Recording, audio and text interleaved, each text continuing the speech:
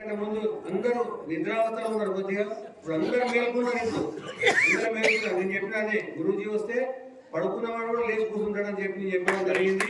ఇప్పుడు అందరూ కూడా ఈ హిందూ సమాజం ఏదో ఒకటి చేయాలన్న ఉద్దేశంలో అందరిలో ఒక మనసులో కలిగింది. ఇప్పుడు అందరూ కూడా స్వామి మాట్లాడిన తర్వాత ఇప్పుడు మన పాలమూరు నుంచి మన ఆర్య సమాజ ప్రతినిధి మన సుభాష్ రెడ్డి గారు, అగ్నిముని గారు, వారు ఒక 2 నిమిషాలు, ఎందుకంటే సమయము చాలా అయిపోయింది కాబట్టి ఇంకా కొద్ది కార్యక్రమం ఉంది.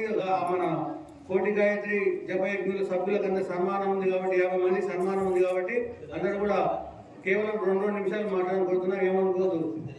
పండించి మన తాండూరు నుంచి కూడా వచ్చింది మన పండితులు కొంతమంది ఆర్య సమాజంకి వెళ్ళి వాళ్ళకి కూడా కలుస్తాం. 2 నిమిషాలు అందరూ గారికి ఆ కండువ సమర్పిస్తున్నాను.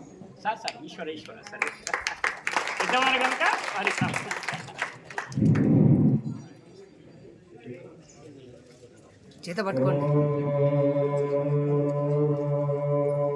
అగ్నిలే పురోహితం యజ్ఞస్వదేవ ప్రతిజం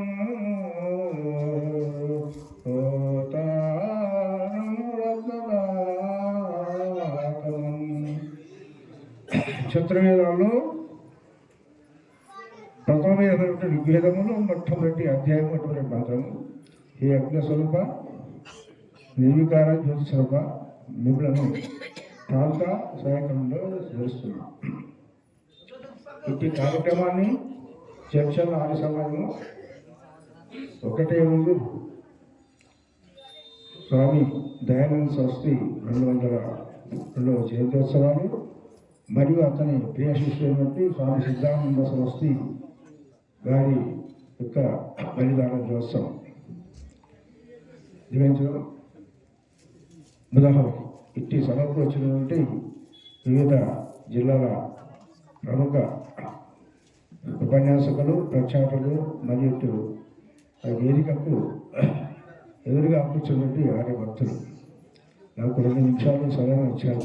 నేను 2 గంటల వరకు కూడా ఆగకుండా మాట్లాడగలను. ఆ సమయాన్ని అనుకుగా అనుసరించడం కంటిలోకి వచ్చాం. ఆకాశపుటం చెవులెక్కి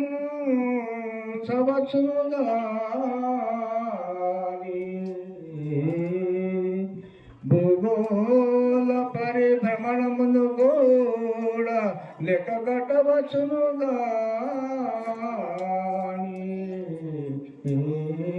తుదకు సముద్ర గర్భపులోతులు కూడా కొలవచ్చును.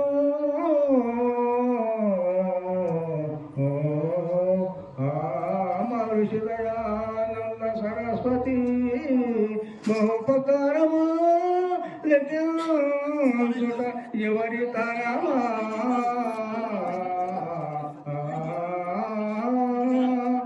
ఆ దేవ మహర్షి దయానంద సరస్వతి మహోపకారము లెక్కించుట మన తరమా. ఈ దేశంలో 19వ శతాబ్దిలో ప్రపంచవ్యాప్తంగా పరిశోధన చేస్తే కార్ల్ మార్క్స్ ముల్లర్, డార్విన్, మేకలే, మహర్షి దయానంద సరస్వతి ఒకటే శతాబ్దిలో 10, 15, 5 సంవత్సరాల భేదంతో ఉన్నారు. ఆసియా ఖండంలో అంటే మహర్షి దయానంద ఆ సమయంలో భారతదేశం పుట్టడం జరిగింది.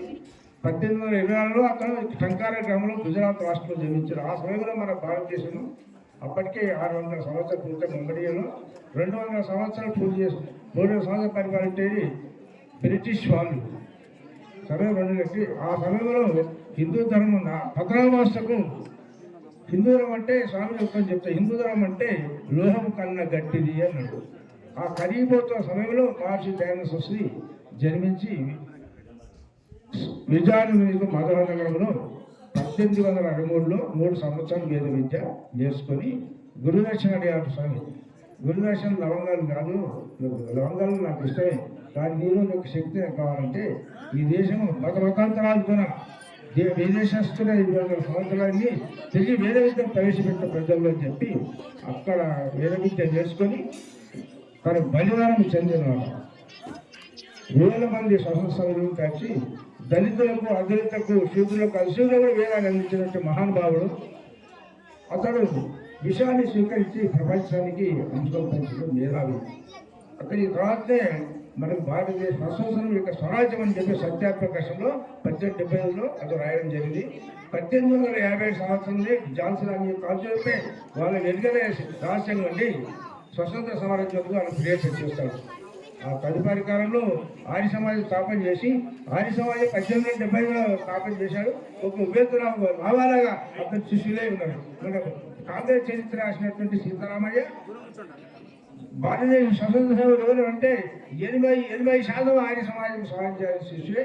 వారి యొక్క శిష్యుల ఫోటోలు ఇక్కడ పెట్టడం జరిగింది. అందులో 10% కాంగ్రెస్ వాళ్ళు, 10% వాళ్ళ 5% కమ్యూనిస్టులు, 5% ముస్లింలే అని.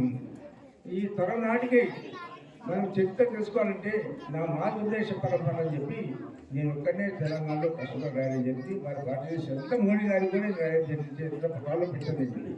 ఆ తర్వాత అతను ముఖ్యమంత్రి స్వామి సత్యానందుడు అప్పటికే మనకు చరిత్ర చూస్తే 10 కోట్ల మంది హిందువులు ముస్లింగా మార్చబడ్డారు.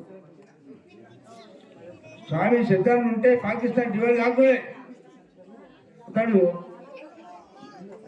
ప్రధానంగా ద్వారా 14 లక్షల మరకాని రాజపుత్రులను తిరిగి హిందూ మతంలో స్వీకరణ జరిగిందని అక్కడ చరిత్ర వస్తే మనకు కళ్ళ నీళ్ళు వస్తాయి. హరిజనాలకు పోయిండు, గిరిజనులకు పోయిండు, మురికి వాళ్ళకు పోయిండు. వేదధనం అనేది ఎవరు దూరం చేయరు. మన ఉన్న పూజారులు మఠాన్ని గీతాలు దూరం చేసింది. ప్రతి ఒక్కరు గాయత్రి చదవండి చెప్పండి. గురుకులాలు 1835లో కారణం మేకలైన వాళ్ళు ఇక్కడ వచ్చి ఎడ్యుకేషన్లో చట్టం చేయించి బ్రిటిష్ పార్లమెంట్లో 1830 చేసి అప్పటి నుండి గురుకులాలు మొత్తం నాశనం చేసి బ్రిటిష్ భాషను ఇంగ్లాండ్లో ప్రవేశపెట్టారు. మనం ఈ విధంగా నాశనం ఆ విషయం గురించి దయానంద సరస్వతి గురుకుల వ్యవస్థ కావాలి, మృత భాష కాదు, సంస్కృతం మాతృభాష, హిందీ రాష్ట్ర భాష కావాలని చేశాడు. శ్రీ మాతృమూర్తి శ్రీ విద్య చదవాల పూర్వం గార్గి తిరుపతి గార్గి భారతీయ గొప్పవారు చదివారు. కాబట్టి భారతదేశంలో స్త్రీ చదివిందని చెప్పి అక్కడ స్త్రీలకు సున్నితం చేసి భర్త చనిపోతే భార్య చనిపోతే భర్త ఏ విధంగా చేసుకుంటారో భర్త చనిపోతే కూడా వితంతు వివాహం ప్రవేశపెట్టాడు. భార్య వారు దూరం చేశారు. దళితులు కూడా ఆలయ ప్రవేశం చేసి వారికి వేద విద్య తెలిపి ఈరోజు వేదం అనేది చాలా మంది దళితులు కూడా పురోగతత్వం చేస్తున్నారు. ఒక కేవలం ఆర్య సమాజం వల్ల ప్రపంచాన్ని బాగు చేస్తుంది. పౌరాణికంలో రకరకాల బొమ్మలు పూజ చేసిన స్త్రీకి అక్కడ అధికారం లేదు, పురోగతత్వం లేదు. ముస్లింలు బుర్కలేస్తారు, క్రైస్తవుల పాపం లేదని చెప్తారు. కానీ కేవలం ఆర్య సమాజమే స్త్రీకి పురోగతత్వం ఇచ్చే అధికారం, తండ్రి చనిపోతడం ఉండే అధికారం ముందు అధికారం ఆర్య సమాజం. ఈరోజు మన నరేంద్ర మోడీ కూడా కులంతో విషయం అని అంటున్నాడు. తెలుసుకొని కులంతో విషయం అంటే మానవులంతా శ్రేష్ఠులు కావాలి, మందుడు భవా మనుషులు అని చెప్పి ఈ యొక్క నిదానం పల్లెలో మా సోదరుడు రంగతోడు కానీ ఏ విలేజ్ ఫీజు తీసుకోకుండా ఇక నాకు 2,000 టీచర్లు వస్తాయి. వినండి, ఎక్కడ పిలిచినా ఎక్కడ రామ్మోహన్ ఛార్జీలు ఇవ్వండి, ఎక్కడ వెళ్ళి మన సుంకం లేకుండా ప్రచారం చేస్తాను. కాబట్టి మనకు దినములో పంచమహాయజ్ఞాలు చేయాలి, 16 సంస్కారాలు చేయాలి. మన సంస్కారాలు హిందువులైనా మన సోదరులు చెప్పినట్టు సంస్కారాలు లేవు.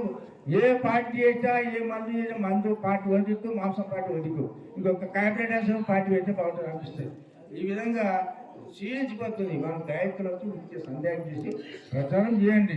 ప్రచారం చేస్తే ఎందుకంటే తల్లి చదివితే పిల్లలు బాగుపడతారు, తల్లి చదివితే ఒక తండ్రి బాగుపడతారు. అందుకంటే నేను ఒక శ్లోకం ఇంకోటి కదా వేదిక మీద చెప్తారు. శ్లోకానికి భేదము, మంత్రానికి భేదం ఏమో చెప్పండి. శ్లోకానికి మంత్రానికి భేదం ఏంటి చెప్పండి. ఇక్కడ పండితులు చెప్పాడు, తప్పు చెప్పాడు ఆయన. నేను సత్యాత్మక ముందు బద్దలు కొడతా. మంత్రము భగవంతుని సృష్టి, శ్లోకము మానవ రాశుడు. భగవద్గీత భగవంతుని సృష్టి కాదు. వేద పండితుడు శ్రీకృష్ణుడు 700 శ్లోకాలు 700 శ్లోకాలు లేవు, 70 శ్లోకాలే వాస్తవం చరిత్రలో. ఎందుకంటే ఇక్కడ మీరు వినస్తే అక్కడ వాడు గద తీసుకొని చంపటానికి ఉన్నాడు. ఎవరు? దుర్యోధనుడు. 7 శ్లోకాలు చెప్తే దినాలు అవుతాయి. వాడు చంపాడా? కాబట్టి ఆ సమయానుకూలంగానే 70 లోపలనే చెప్పారు. కానీ ఈ విజయం సర్టిఫికేషన్ ఆఫ్ డిక్షనరీ ఆస్కలిత మొత్తం ప్రపంచంలో మతగ్రాలు ఖండం చేసి మానవుల నాశనం ఒక్కటే ఏకైక గ్రంథం వేదమే.